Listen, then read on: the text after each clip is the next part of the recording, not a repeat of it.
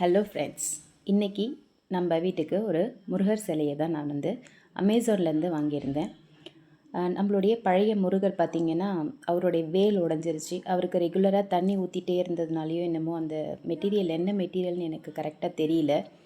அதனால் பார்த்திங்கன்னா அந்த வேல் உடஞ்சிருச்சு. சரி, உடஞ்ச சிலையை வச்சு வீட்டில் பூஜை பண்ணக்கூடாது இல்லைங்களா?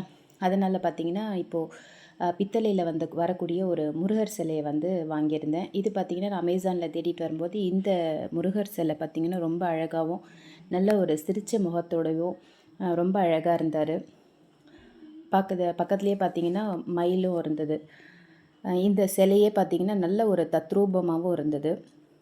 ஸோ பார்க்குறதுக்கு ரொம்பவே அழகாக இருந்தது. அப்படின்றதுனால பார்த்திங்கன்னா நான் இந்த முருகர் சிலையை வாங்கியிருந்தேன். இதில் வேல் வைக்கிறதுக்காக அவருடைய 2 கால்களுக்கு நடுவுலையும் பார்த்திங்கன்னா ஒரு சின்ன ஹோல்ஸ் கொடுத்துருக்காங்க. அந்த இடத்துல வச்சு வேலை வைக்கும்போது அது அப்படியே நம்மளுக்கு நின்றுடுது.